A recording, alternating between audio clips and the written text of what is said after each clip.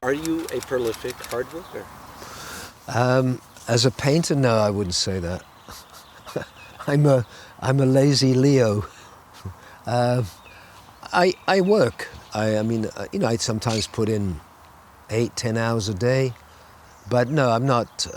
I enjoy my art, but I enjoy lots of other things, like going to the beach. Where nobody, little beaches that nobody knows, or going for walks in nature, gardening.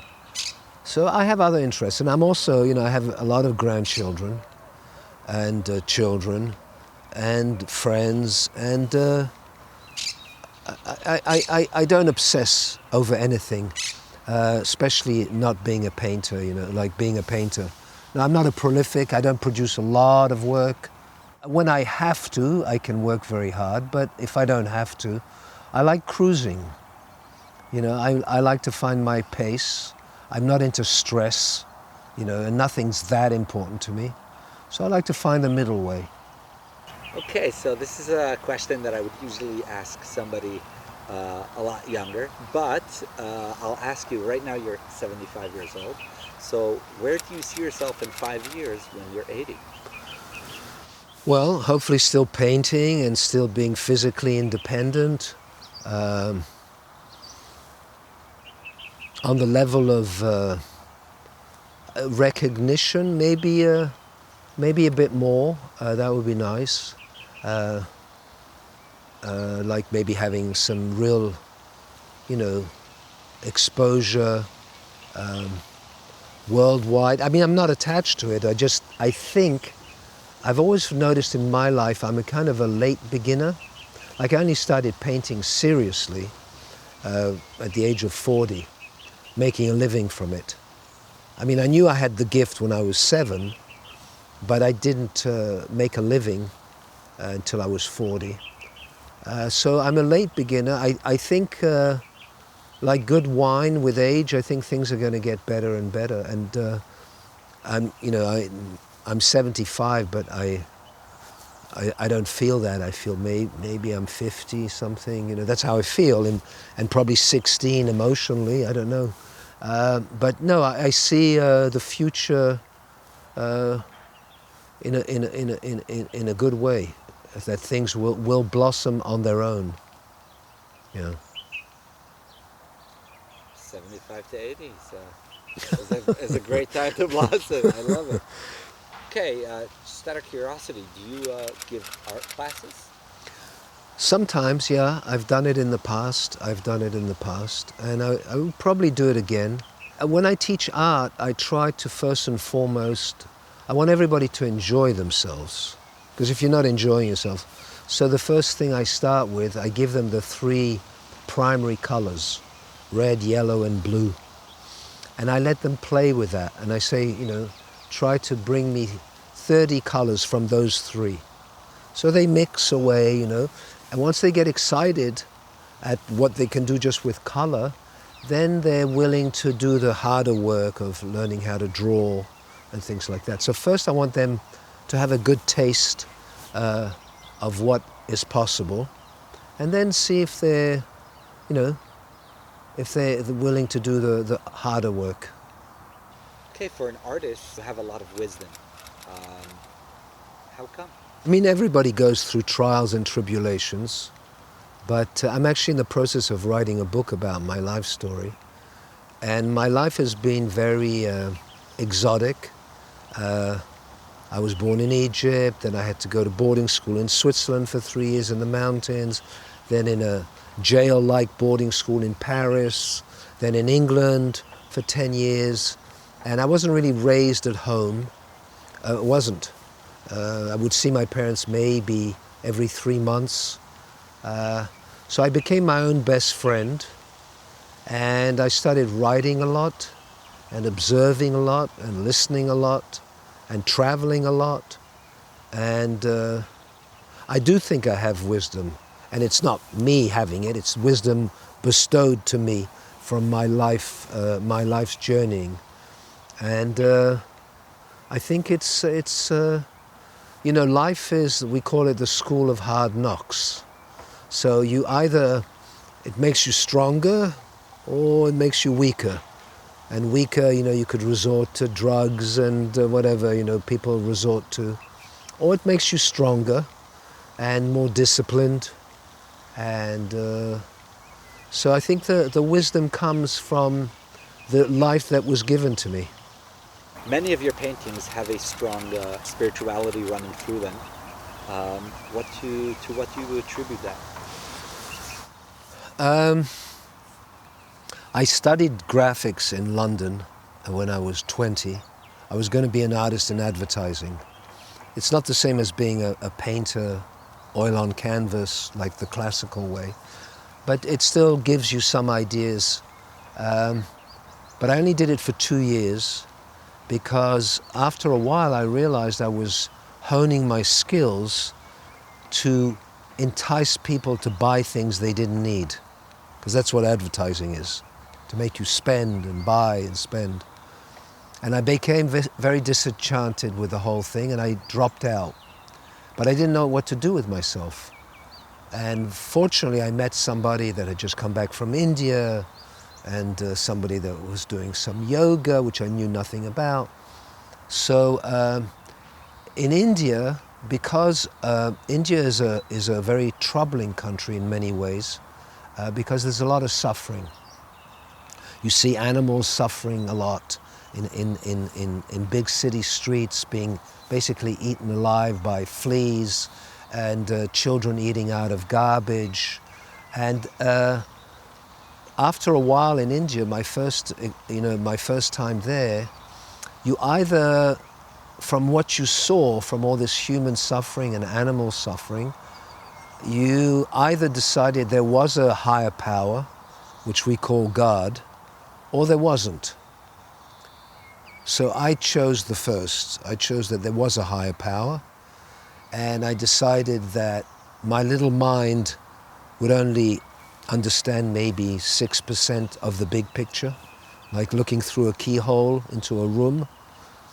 So I decided that I didn't know what was going on, but obviously what was going on was ultimately for the good. And I believe that when we leave this world, we'll realize everything was absolutely perfect. Okay? So when that sunk into me, I basically changed, and my art had to have somewhat of, so to speak, God in it. And for me, God is light. It's not darkness. It's happiness. So I want my paintings to have that sparkle and that kind of upbeat, positive feel when you look at them. So I always have that in mind, to always have light in the paintings. So that's a little bit the answer. You have more than 6 kids, if I'm not mistaken, Right. and over 30 grandchildren. Right. What do you say to that? What do I say to that? I say it's a blessing, because I basically wasn't raised in a family context, and God, for a lack of a better word, or the Most High, we'll give him that label or her that label, the Most High, blessed me with to be surrounded by a lot of family. So I'm very grateful. I don't believe for a moment I had anything to do with it, because I don't believe in free will. I mean, if you need to believe in free will, that's okay, but I don't subscribe to free will. I believe things happen in life, and we're just a vessel, or like a hollow bamboo. And so I was chosen to have all these souls come down, and I'm honored. And it's very hard for me in a way, because I think I was emotionally arrested. I kind of froze in time at 16. So even though I'm head of a tribe, I still see myself as a 16-year-old, which is good and bad. So it's hard to believe that all this has happened, but I'm sure it's all for the very good, and I'm grateful to have been chosen. What do you think is your best painting? A few come to mind. I did a 6-foot high painting of the Garden of Eden. It took me 3 or 4 months. Of course, I have no recollection of the Garden of Eden. I believe in past lives. I'm sure we're incarnated a few times. But yeah, so I had to do a lot of research, from the Bible sources. And that was very challenging. I was very nervous all along until it started formulating, and then I started to see I'm on the right track. So that was a challenging painting. But I would say portraits. I have a humble opinion that if you can't paint portraits, then you need to go study some more to get the foundation. Because with a portrait, there's no compromise. It's like if I paint a landscape, it doesn't really matter if I didn't do all the leaves on the tree, because you're not supposed to. You're supposed to get the essence of the shapes and the colors. But a portrait, if I get the eyelid wrong or the corner of the lip, and the client wants a painting of, let's say, his father or mother, you've got to get it right. So it's very challenging. So portraits is hard, especially portraits of a beautiful woman, because a woman or a child, they don't have very distinct features, whilst a man does. So it's easier to paint a man than a woman or child. In that category, portraits, the Garden of Eden, and then master paintings. I've copied Cézanne, Monet, quite a lot, and that's a challenge. So it's hard to say which is my favorite, but the first one that came to mind was the Garden of Eden, so maybe that's but I have a couple of ketubas that I'm very proud of. As someone that has been, a father to many, a grandfather, painting for many years, working with a lot of couples on ketubas, and I don't know, almost like a therapist, but not, but in a different spiritual, some sort of kind of way. What advice would you give to a young couple? I would say get married early, which is not, thank God in Israel it is the trend, thank God. In the rest of the world, unfortunately not. I would say get married early, just jump in, get married, have lots of children, so that by the time you're 40, you have like 6 children, and you'll never look back. And it's the most wonderful thing.